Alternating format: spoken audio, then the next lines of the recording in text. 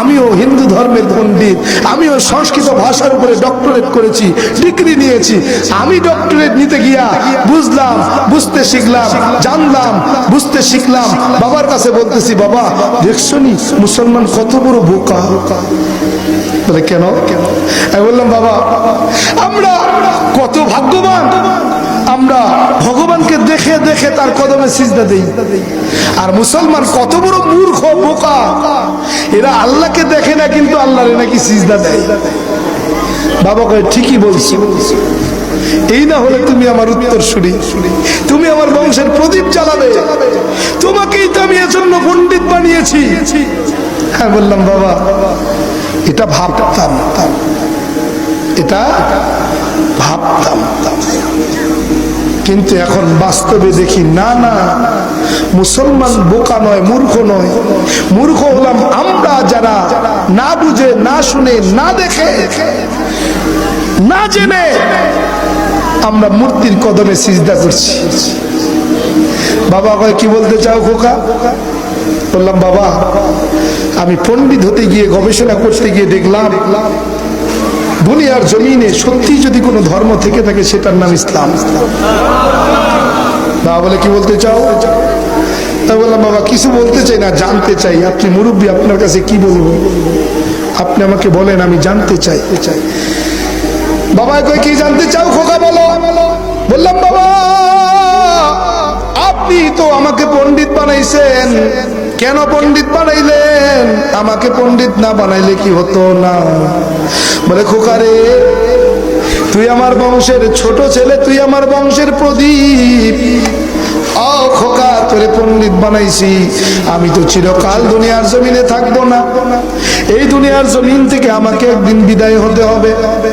আমার পরে আমার দায়িত্ব কে পালন করবে? এজন্য আমি বাবা তোমারে পণ্ডিত পুরোহিত বানাইয়া নিয়ে আসছি। বললাম, বাবা আমি পণ্ডিত হতে গিয়ে যা জানলাম আপনি কি তাই জানেন? বলে হ্যাঁ নিশ্চয়ই, কেন না? বললাম, বাবা আমি রাজভোগ কিতাবের 2192 পৃষ্ঠার মধ্যে একখানা মন্ত্র দেখেছি, মন্ত্রের ব্যাখ্যাটা জানতে চাই। বলে কি মন্ত্র? বললাম, বাবা রাজভোগ কিতাবের 2192 পৃষ্ঠার মধ্যে মন্ত্রখানা পড়লাম। মন্ত্রখানা হলো কৃষ্ণং কৃষ্ণং শ্রীনন্দ কেশ সর্বনাম যুগে। বাবাই কয় অর্থ কি বল? বললাম, বাবা ভগবান শ্রীকৃষ্ণ ডাক দিয়া বলে, আমি যুগে যুগে কালে কালে ভগবান শ্রীকৃষ্ণ মানুষের কল্যাণে অগণিত অবতার হয়ে দুনিয়াতে অবতরণ করলাম। সমস্ত অবতারগণ আমি ভগবান শ্রীকৃষ্ণকে ভগবান বইলা মাইনা নিছেন। নাউজুবিল্লাহ। কি বলতে চাও? বললাম, বাবা কৃষ্ণং কৃষ্ণং শ্রীনন্দ কেশ সর্বনাম যুগে। বাবাই কয় মানে কি? বললাম, বাবা ভগবান শ্রীকৃষ্ণ ডাক দিয়া বলেন, আমি ভগবান শ্রীকৃষ্ণ মানুষের কল্যাণে অগণিত অবতার হয়ে দুনিয়ার জমিনে অবতরণ করলাম। সমস্ত অবতারগণ আমি ভগবান শ্রীকৃষ্ণকে ভগবান বইলা মাইনা নিলেন। বললেন, বাবা ডাক দেয়া কয়, বাবা ঠিকই তো আছে। বললাম, না না ঠিক নাই। বলে কেন ঠিক নাই? বললাম, বাবা ভগবান শ্রীকৃষ্ণ ছিলেন স্রষ্টা, হলেন সৃষ্টি। যখন স্রষ্টা সৃষ্টি হইয়া যায়, এই সৃষ্টিকে কোন স্রষ্টা নিয়ন্ত্রণ করে? বাবা কয় কি বললো? কি বলতে চাও? এ বাবা যেই স্রষ্টা সৃষ্টি হয় সেই সৃষ্টিকে সেই স্রষ্টাই নিয়ন্ত্রণ করে। বলে কেমন? বলে ভগবান শ্রীকৃষ্ণ যখন অবতার হয়ে দুনিয়ায় অবতরণ করছেন, এই অবতারগণকে ভগবান শ্রীকৃষ্ণই নিয়ন্ত্রণ করেন। বলে না না হতে পারে না। বলে কেন?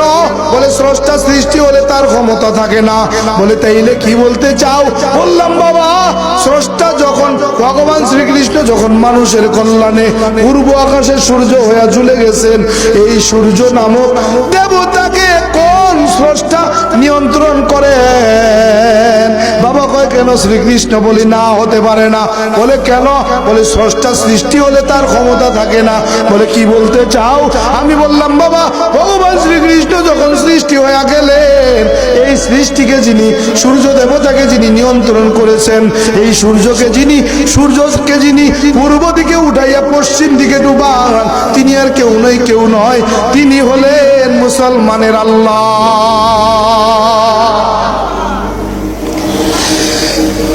বাবা কি বলতে চাও? বললাম বাবা, ওই সূর্য দেবতাকে মুসলমানদের আল্লাহ নিয়ন্ত্রণ করে। বলে কেমন? বলে বাবা কেন এই কথা বলো? বললাম বাবা, স্রষ্টা সৃষ্টি হয়ে গেলে তার ক্ষমতা থাকে না। বলে বাবা রে, যা তুমি বুঝাইতে চাও তাইলে বোঝো না। বলে কি বুঝাইতে চাই, কি বুঝি না? বলে বাবা, আরে যেই আল্লাহ সেই তো ভগবান। নাউজুবিল্লাহ। বলে যেই আল্লাহ সেই ভগবান। আমি বললাম না, তা হতে পারে না, আল্লাহর ভগবান এক হয় না। বলে কেমন? বলে বাবা, আল্লাহর ভগবান এক না।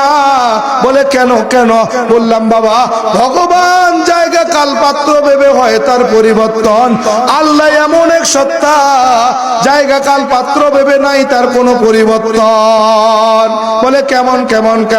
বললাম বাবা, ভগবান বাংলাদেশের বাঙালি, বাংলা ভাষায় কথা বলি, মাতৃভাষা বাংলা। আমরা বাংলা ভাষায় যখন ভগবানকে ডাকি, কি বইলা ডাকি? বলে ভগবান। বলে লিখার বেলায় কি লিখি? বলে ভগবান। বললাম বাবা, ইন্ডিয়ার জমিনে যেই হিন্দুরা বসবাস করে, হিন্দি ভাষায় কথা বলে, মাতৃভাষা হিন্দি, ওরা যখন সৃষ্টিকর্তাকে ডাকে কি বইলা ডাকে?